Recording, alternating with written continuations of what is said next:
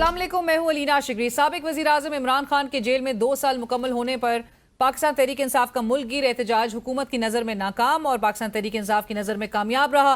5 अगस्त के उरूज की बात नुक्ता आगाज पर आ गई। तनकीद की जा रही है कि पाकिस्तान तहरीक इंसाफ बड़ी तादाद में लोग बाहर निकाल नहीं सकी। अलबत्ता खलीज से लेकर ऑस्ट्रेलिया तक और यूरोप से लेकर अमरीका तक बैन अल-अक़वामी मीडिया ने इस एहतजाज को भरपूर कवरेज दी।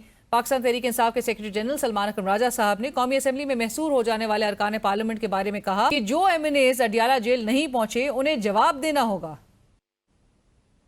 ताहम इमरान खान ने अडियाला जेल से 5 अगस्त के एहतजाज पर मुबारकबाद दी। कहा 9 मई और 26 नवंबर को गोलियां चलाई गईं, तशद्दुद के बावजूद लोग निकले। 14 अगस्त को फिर निकलना है क्योंकि ये आज़ादी की जंग है। डिक्टेटरशिप में नून लीग और पीपल्स पार्टी ने एहतजाज नहीं किया था। 2007 में नवाज शरीफ की वापसी पर भी कोई नहीं निकला था।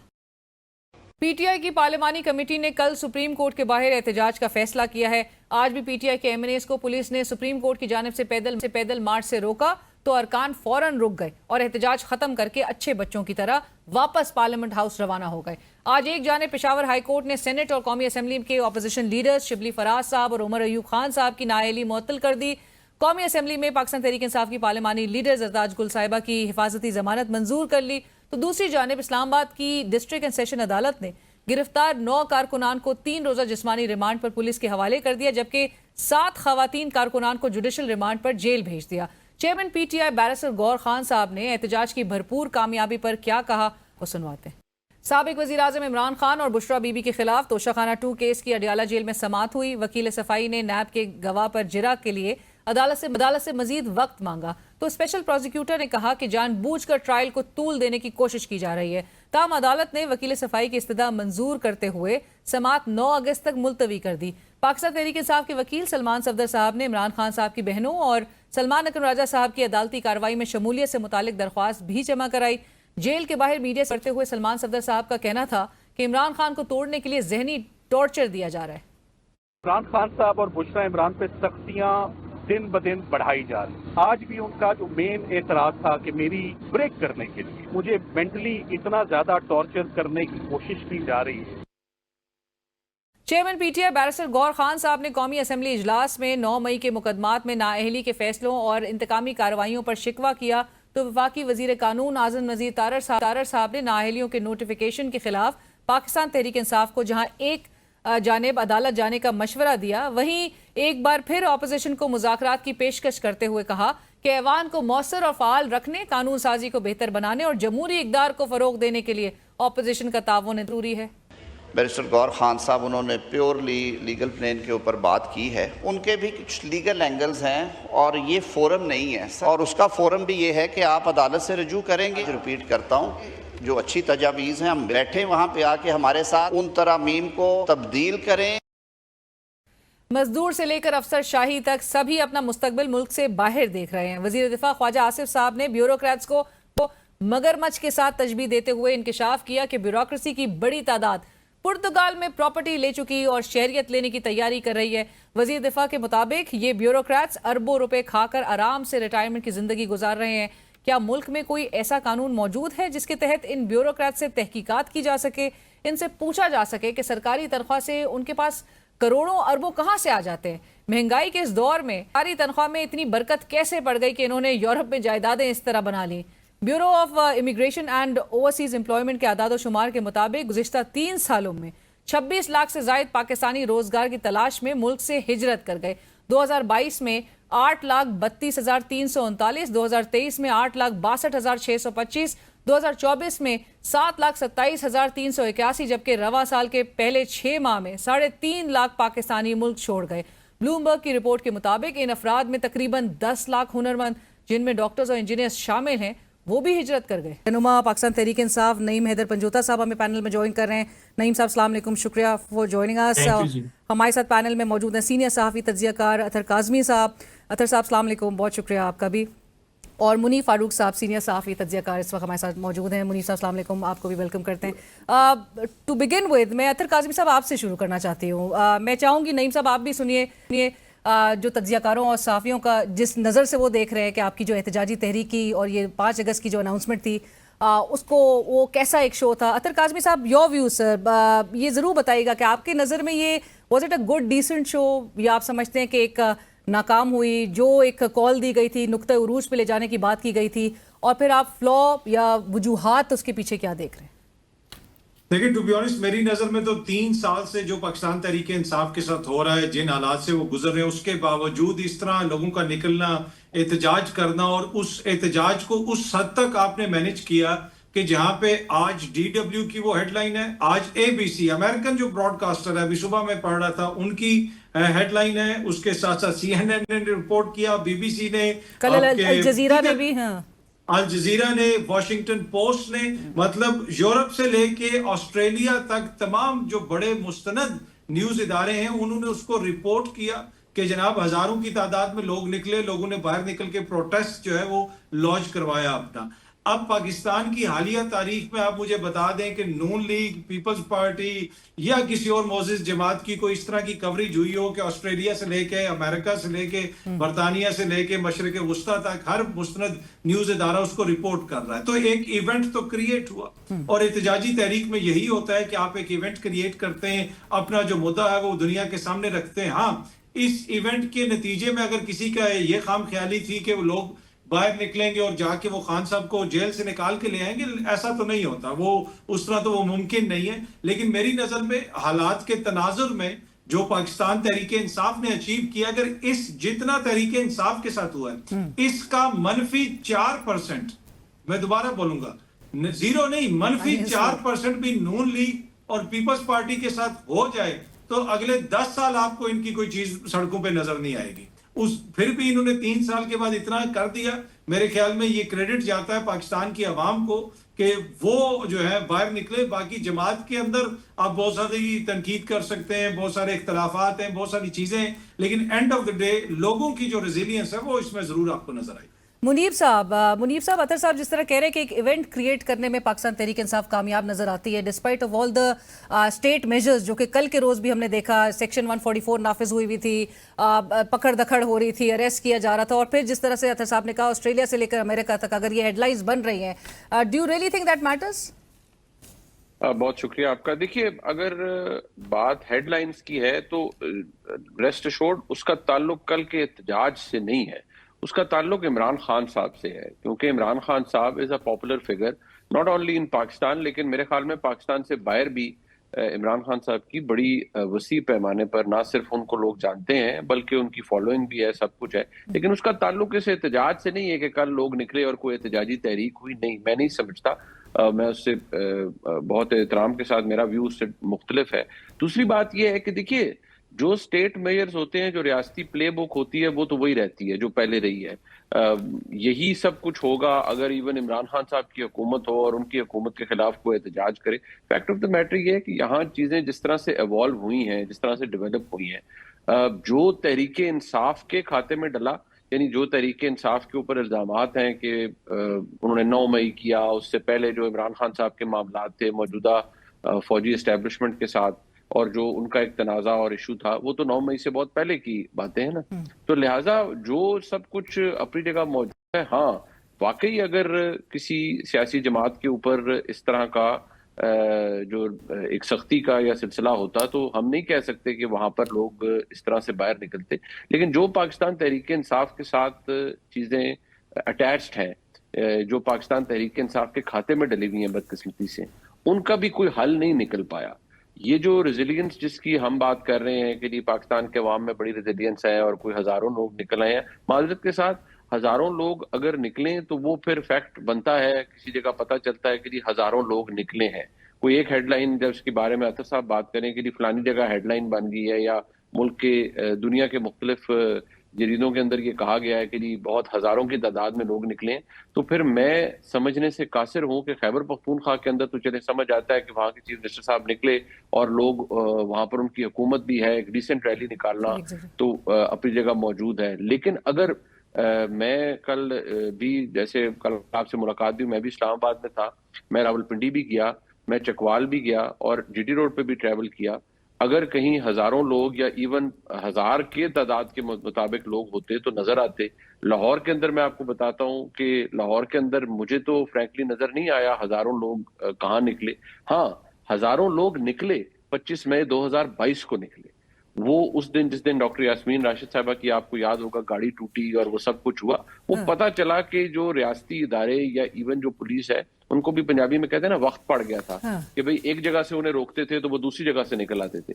यहाँ तो शो के इस किस्म का एहतजाज होता है, पूछा जाता है कि जी ये क्या हो रहा है, वो क्या हो रहा है, तो उसके बारे में बात होती है, अच्छा जी ये हम अभी चेक कर रहे हैं जी ये क्या हो रहा है। अगर एहतजाज कामयाब है और वाकई हजारों लोग हैं तो फिर तो तहरीक इंसाफ को अपॉलोजेटिक होने की जरूरत ही नहीं है। फिर तो कल सेक्रेटरी जनरल तहरीक इंसाफ को सीना ठोक के कहना चाहिए था कि ये एहतजाज कामयाब हुआ है।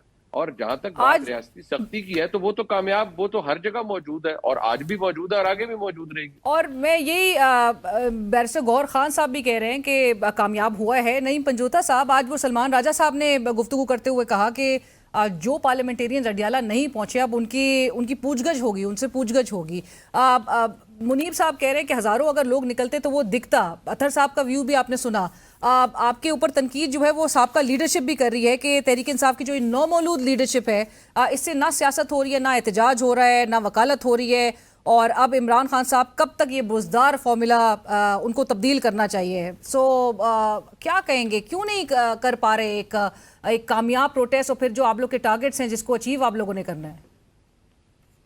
बहुत शुक्रिया रीना, आपने मौका दिया। देखें, तनकीद करने वाले तो साइड पे बैठ के तनकीद कर लेते हैं और उनके पास तनकीद के अलावा कोई और बात नहीं होती, क्योंकि वो तो ये डेफिनेटली उसका ना हिस्सा बन सकते हैं, ना उनके अंदर कोई जुर्रत होती है, ना उनके अंदर कोई हिम्मत होती है। तो जो भागे हुए लोग हैं या जो साइड पर बैठ के कुछ बातें करते हैं, उनको ऐसी बातें नहीं करनी चाहिए। ये आप देखें तो बहुत ज्यादा लोग जो हैं वो सफर हुए, खुल के उन्होंने साथ दिया इस टाइम के ऊपर जब जुल्म जबर और फस्तायत जो है वो सामने थी। उसके बावजूद जो लोग आज खड़े हैं, जो लोग आज पोजीशन के ऊपर हैं, वो इमरान खान साहब की तरफ से उनकी ड्यूटी लगाई गई है, वो अपनी हद तक जिस हद तक हो सक रहा है वो परफॉर्म कर रहे हैं। तो उनको तो सलाम पेश करना चाहिए कि वो इस फस्तायत के बावजूद डट के खड़े हैं। नंबर 1। नंबर 2 बात यह है कि पूरे पाकिस्तान के अंदर आप उठा के देख लीजिए हमारे सोशल मीडिया को, क्योंकि मेन स्ट्रीम मीडिया तो उस तरह से वो कवरेज नहीं दिखाता। जब से इमरान खान साहब को डिस्क्वालीफाई किया गया, उनकी तो तस्वीर पे नाम पे भी पाबंदी है, लेकिन हमारा सोशल मीडिया जो है उसके ऊपर तमाम चीजें जो हैं वो ऑफिशियल या उसके अलावा जो लोग सपोर्ट करते हैं वो लगाते हैं, और वो लगी हुई हैं कि कहाँ कहाँ किस किस तरह से प्रोटेस्ट हुआ। पूरे पाकिस्तान के अंदर खैबर से लेकर आप कराची तक देखें, इसी तरह पूरा केपी पंजाब हर जगह के ऊपर प्रोटेस्ट हुई। जो स्ट्रैटेजी थी उसके मुताबिक ही हमने एहतजाज किया। पंजाब की अगर मैं बात कर लूँ तो तमाम टिकट होल्डर्स जो हैं उनको यही था कि आपने लाहौर पहुंचना है, और लाहौर पहुंचे अपनी तादाद के साथ जो उनके जिम्मे ड्यूटी लगाई गई थी। मैं खुद टिकट होल्डर हूँ, मैं खुद बंदे लेकर गया, मेरी वीडियो सोशल मीडिया के ऊपर डली हुई है। दूसरे नंबर पर जो तंजीमी अहदेदारान हैं उन्होंने अपने हल्कों के अंदर एहतजाज करना था, और हर हल्के के अंदर वीडियोस आई और पोस्ट भी की गई, अभी भी लगी हुई, लगा भी रहे हैं। तो ऐसी बात नहीं है कि एहतजाज नहीं हुआ। लेकिन ख्वाजा आसिफ साहब अगर खड़े होकर असम्बली के अंदर ये बात करते कि जब से एहतजाज की कॉल हुई तब से हमने फस्तायत जो है जिस तरह बर्पा की, जिस तरह लोगों के घरों में छापे मारे, लोगों को उठाया, ओवरऑल पूरे पंजाब के अंदर हर जगह पर ये सारा देखने को आपको मिला। सिंध में हलीम आदिल शेख ने जबरदस्त तरीके से वहां पूरा हर जिले के अंदर पंजोता साहब, अभी आप लोग की ये प्लान जो है वो मजीद भी अभी जारी रहेगा, क्योंकि कल भी आपने अगर सुप्रीम कोर्ट के बाहर एहतजाज करना है तो जो अल्टीमेट आप लोग का ऑब्जेक्टिव है वो तो नहीं अटेन हो पा रहा। और जिस तरह भी मुनीर भी कह रहे थे कि जो रियासती प्लेबुक है even that is not going to change. देखिए, हम 2-2.5 साल से अपने जुल्म के खिलाफ जो है अपने आवाज बुलंद किए हुए हैं, और जब तक आप आवाज बुलंद करते रहते हैं तो आपकी हार नहीं होती। बाकी ऐसी बात भी नहीं है कि हमने कोई निकलना है और अदारों के ऊपर हमला करके इमरान खान को बाहर लाना है। ऐसी ना हमारे लीडर ने हमें कोई हदायत दी, ना ही हमारा आइन हमें हक देता है। हम तो कानूनी तरीके से, आईनी तरीके से अपना प्रोटेस्ट रिकॉर्ड करवा रहे हैं। यहाँ पे एक ब्रेक शामिल करते हैं, ब्रेक के बाद जरूर जानेंगे अपने पैनलिस्ट के व्यूज इस हवाले से। हमारे साथ रहिए।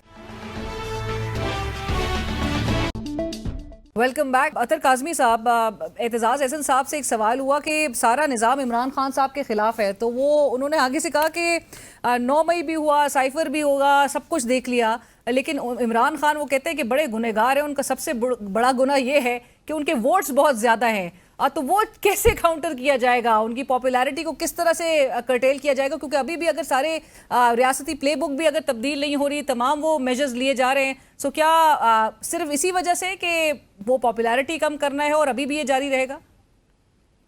देखिए, वो जो मैंने पहले भी आंसर दिया था वो भी बुनियादी तौर पे यही था कि इमरान खान साहब की पॉपुलैरिटी कम नहीं हुई। इमरान खान साहब के लिए लोग हर जगह पे, आपको चकदरा से लेके कश्मीर से लेके कराची तक आपको लोग नजर आए, और लोगों को आज भी अगर आप फ्री एंड फेयर इलेक्शन देंगे, आज भी लोगों को मौका देंगे कि वो बाहर निकलें तो उन पे FIR नहीं होगी, उनके खिलाफ इकदाम नहीं उठाए जाएंगे, तो लोग बाहर निकल के इमरान खान साहब को ही वोट देंगे। और वो मुनीब साहब भी यही बात वैसे वो भी कह रहे थे कि वो एहतजाज जो है, या अगर वो इंटरनेशनल हेडलाइंस भी बनी है तो वो इमरान खान साहब की वजह से बनी है। तो प्रोटेस्ट भी तो इमरान खान साहब के लिए हो रहा था ना। प्रोटेस्ट कोई मेरे लिए थोड़ा कर रहे थे कि अतर साहब क्यों आज नहीं आ रहे सामने, तो प्रोटेस्ट भी खान साहब के लिए था।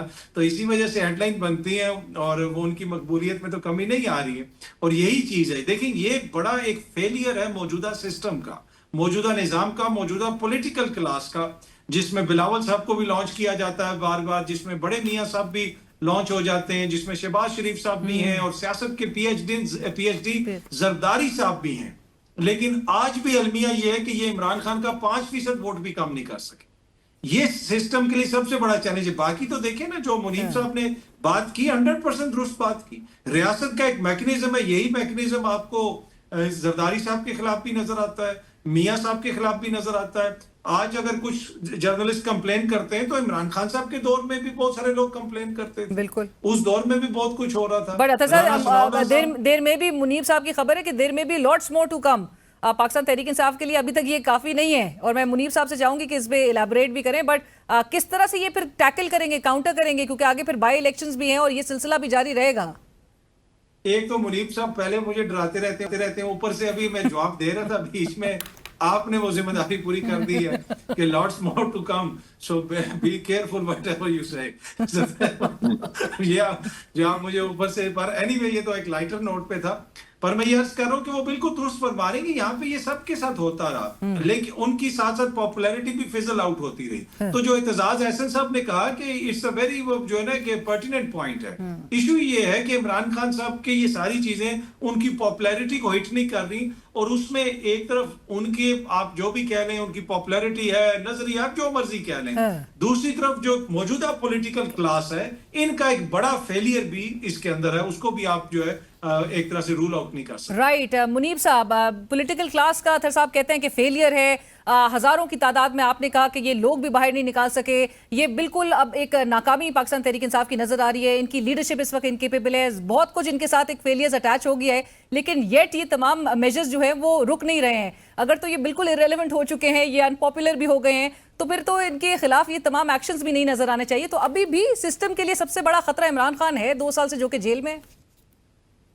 देखिए, 2-3 चीजें समझनी होंगी। एक तो ये है कि इमरान खान साहब की क्या पॉपुलैरिटी कम हुई, मेरा नहीं ख्याल है, इसलिए क्योंकि जो हमारे पास आखिरी टेस्टमेंट है वो तो 2024 का इंतखाब है, कि वो तो उसमें पॉपुलैरिटी तो कहीं, और उस मतलब हमारे पास कोई ऐसा एविडेंस नहीं जिससे मैं ये कहूँ कि पॉपुलैरिटी कम हुई। हाँ, इशू क्या है कि लोग वोट डालने के लिए तो निकलेंगे, लेकिन मार खाने के लिए, गाड़ियां तोड़वाने के लिए वो एक्सपेरिमेंट्स हो चुके हैं, वो नहीं होगा।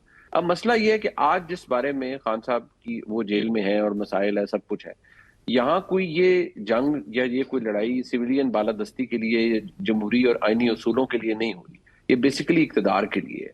इमरान खान साहब को अगर इक्तदार की एश्योरेंस हो कि उनको इक्तदार मिल जाएगा, पॉपुलर है वो, तो वो इसी एस्टेब्लिशमेंट के साथ मुकम्मल ताउन और ताबेदारी के साथ, बल्कि मेरे ख्याल में तमाम माजी के रिकॉर्ड तोड़ते हुए वो आगे बढ़ेंगे और कहेंगे कि जी बस एक काम करना है कि मैं आपके साथ ठीक हूँ, जो मेरे साथ हुआ है उसको मल्टीप्लाई बाय 2 करके इनके साथ करना है।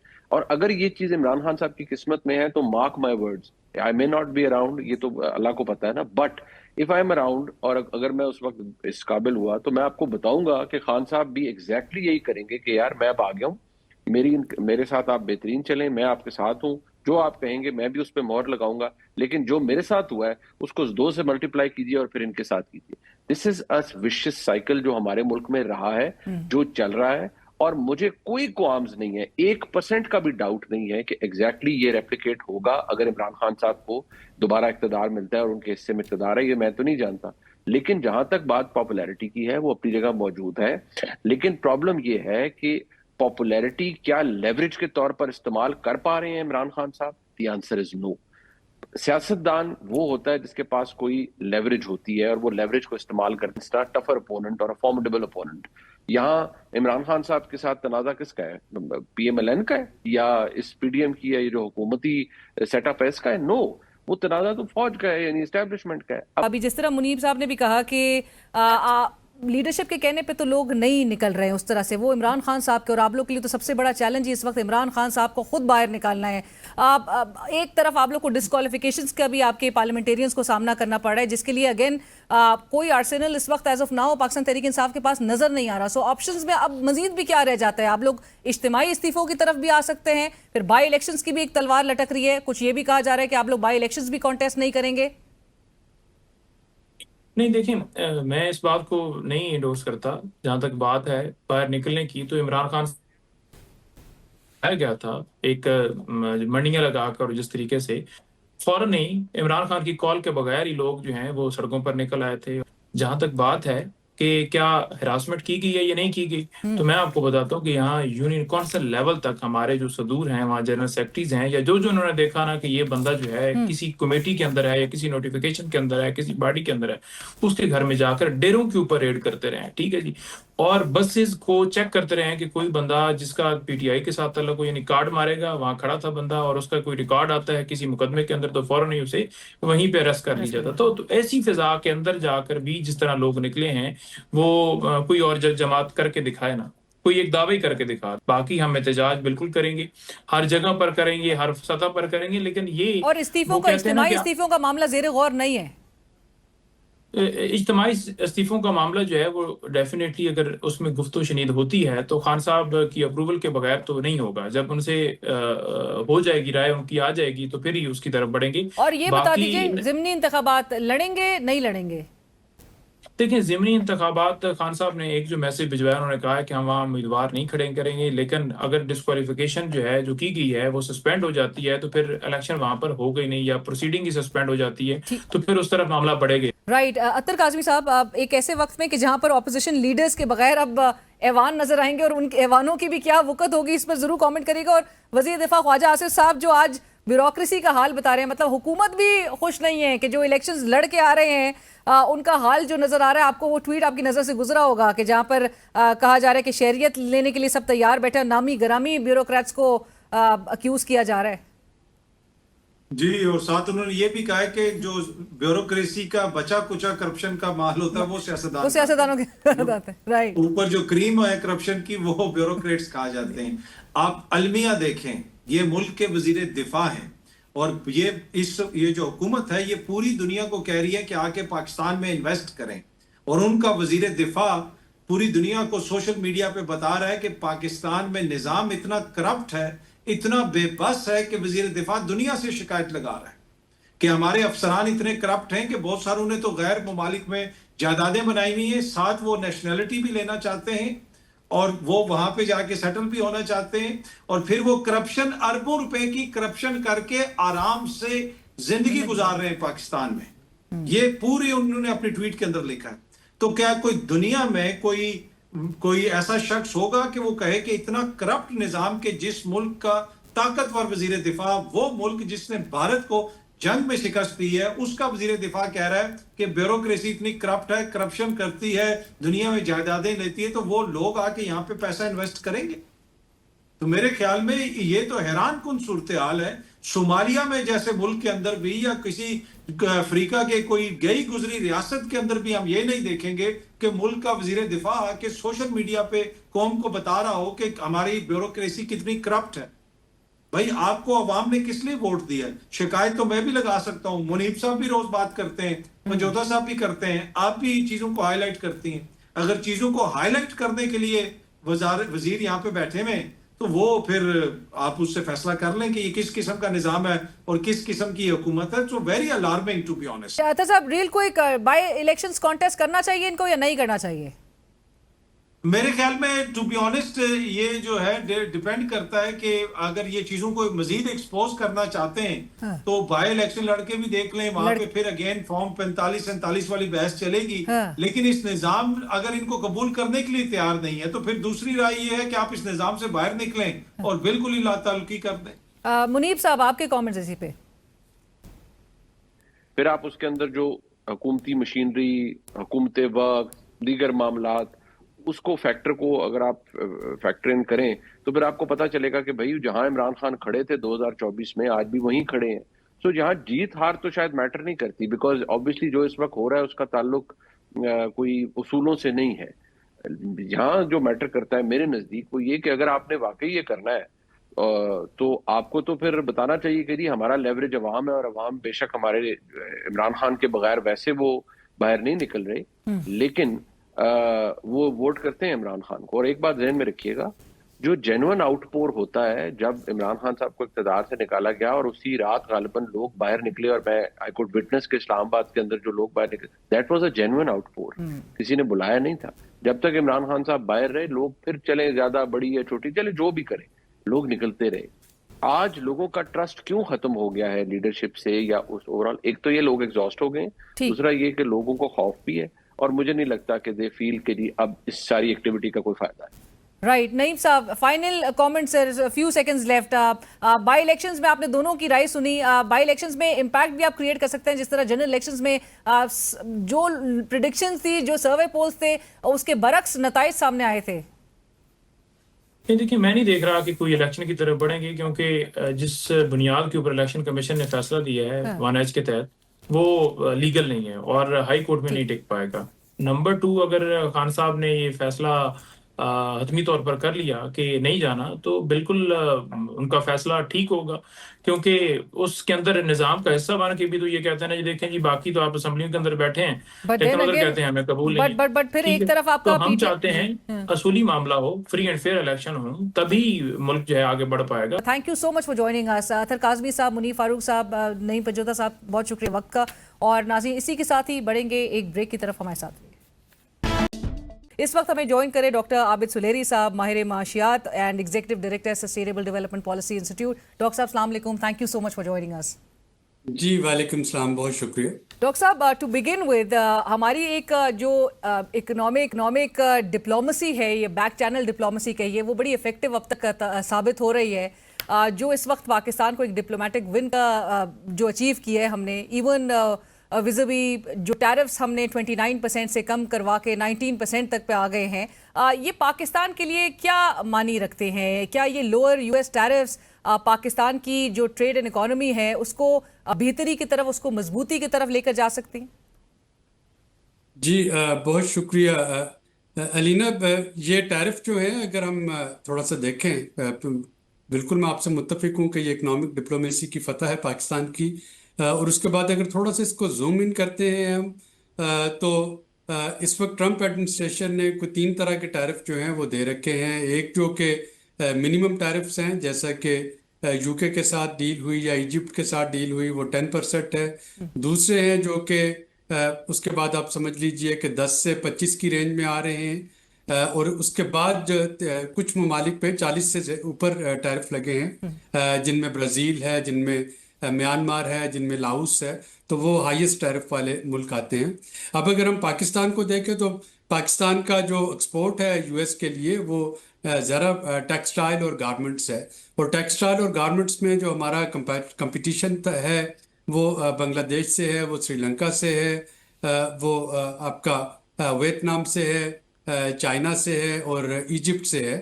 इंडिया भी कुछ टेक्सटाइल और गारमेंट्स भेजता है, तकरीबन उतनी ही मालियत के जितने हम भेजते हैं, लेकिन इंडिया और अमेरिका की बायलैटरल ट्रेड तकरीबन $140 बिलियन की है। तो उस वजह से वो एक बड़ा मिनिमम शेयर बनता है उसका टेक्सटाइल। इंडिया बाकी चीज़ें जो हैं वो एक्सपोर्ट कर रहा था। तो पाकिस्तान को अगर हम देखें तो इस वक्त वो 19-20 का फ़र्क सिर्फ मुहावरतन नहीं रह गया, बल्कि प्रैक्टिकली ये 19-20 का फ़र्क है कि पाकिस्तान 19 पे है, बांग्लादेश, श्रीलंका और वियतनाम ये 20 पे हैं। और ये वो ममालिक है जिनसे पाकिस्तान को मुकाबला करना, और फिर इन चारों ममालिक को मिस्र के साथ मुकाबला करना है। इजिप्ट पे 10% टैरिफ है, और इजिप्ट को ये एडवांटेज भी हासिल है कि इजिप्ट की कॉटन अपनी है, इजिप्शियन कॉटन। पाकिस्तान बदकिस्मती से पिछले चंद सालों से जो फ्लड 2022 के बाद हमें कॉटन भी इंपोर्ट करना पड़ रही है। बुनियादी जो सवाल है वो इसी बात पर आ जाता है at the end of the day कि हमारी जो एक्सपोर्ट कंपेटिटिवनेस है वो अंडर स्ट्रेन है, शदीद अंडर स्ट्रेन है, क्योंकि रीजन से भी जब कंपैरिजन किया जाए तो आपके इंडस्ट्रियल पावर टैरिफ्स को उठा के देख लीजिए, जो पाकिस्तान के रेंज करते हैं between 13 and 15 cents per kilowatts hour, और which is again considered amongst the highest in South Asia. आपके इंटरेस्ट रेट्स भी कहा जाता है कि हाईएस्ट इन द रीजन है, surpass only by Bangladesh which is again 10%, India 5.5%, Vietnam 4.5%। ऐसी सूरत हाल में gas prices again that even shows a very huge gap. किस तरह से हम कंपैरेटिवनेस अचीव करेंगे सर? देखिए, एक तो हमें कॉटन पे फोकस करना होगा, अगर इंडिजिनस कॉटन, और कॉटन मेरा ख्याल है कि ये जो हमें 19% टैरिफ मिला है, इसमें जो कुछ चीज़ें हम अमेरिका से इंपोर्ट कर रहे होंगे उनमें अब कॉटन भी ज़्यादा मिकदार में इंपोर्ट होगी। ऑयल इंपोर्ट तो होगी और मशीनरी, लेकिन कॉटन जो है उसकी जो है वो भी बढ़ जाएगी क्वांटिटी। तो एक तो आपके पास कॉटन आ रही होगी, उसको देखना है, और सेकंड कॉस्ट ऑफ एनर्जी के लिए जो एक विन विन सिचुएशन हो सकती है अगर IMF माने तो, और there is a big if in it. देखिए, IMF ने अपने प्रोग्राम में पाकिस्तान को कहा है, हमने कमिट किया है कि हम कैपेसिटी पेमेंट चार्जेस अपने ख़त्म करेंगे। अब कैपेसिटी पेमेंट चार्जेस हैं बिजली ना इस्तेमाल करने के, जो पावर प्लांट्स को पैसे दिए जा रहे थे वो कैपेसिटी पेमेंट चार्जेस हैं। तो अगर ये इंडस्ट्री के लिए बिजली सस्ती कर दी जाए, ताकि वो बिजली जो कि हम इस्तेमाल नहीं कर रहे थे और पावर प्लांट्स को पे कर रहे थे, उसको महंगा करने की बजाय अगर उसको इंडस्ट्री को सस्ता करके दिया जाए तो कंजम्पशन बढ़ जाएगी, और उस कंजम्पशन बढ़ने से वही पैसे जो कि पावर प्लांट को देने हैं वो आप इंडस्ट्री को दे दें। लेकिन एज ए सेट के ये कहना बड़ा आसान है, इसको IMF को कन्विंस करना इस पे ये टाइम कंज्यूमिंग है, लेकिन this is the only way. क्या ऑब्स्टिकल आपके ख्याल में आ रहे हैं कि जिसकी वजह से हम ये सेक्टर?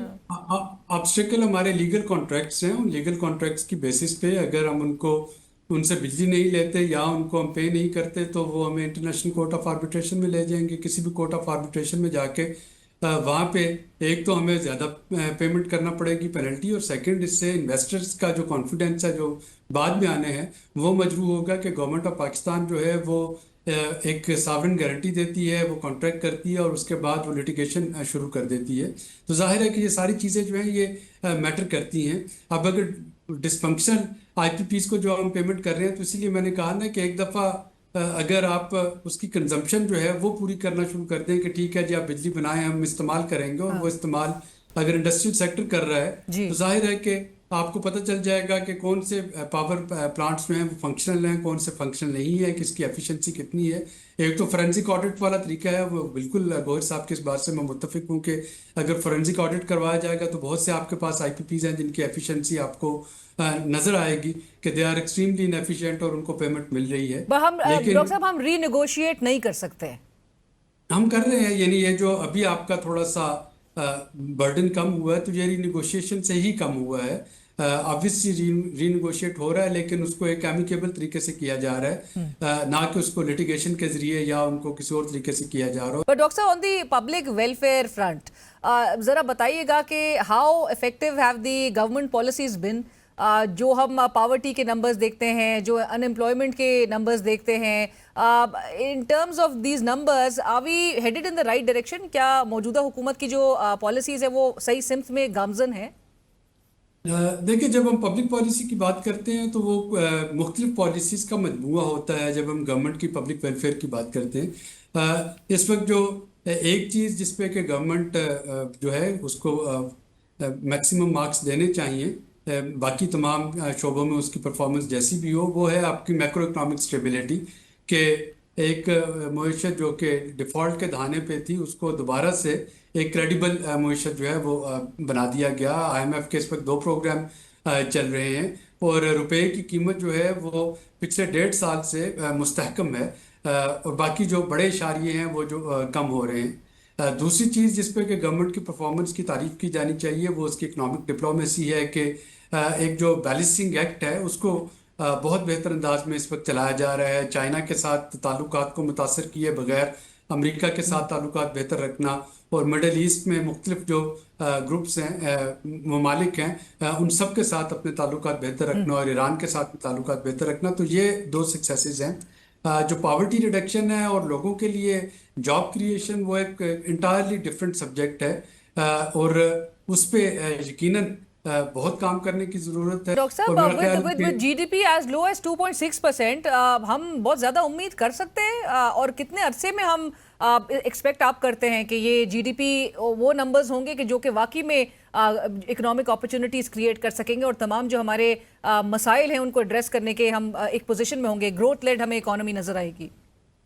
जैसे कि मैंने कहा कि इस वक्त वो जो जीडीपी वाली ग्रोथ वाली बहस है, अगर आप आईएमएफ के 2 प्रोग्राम में हैं तो एक खास हद से ज़्यादा ग्रोथ आपको सोचना भी नहीं चाहिए, क्योंकि वो नहीं पॉसिबल होती है किसी भी आईएमएफ प्रोग्राम में।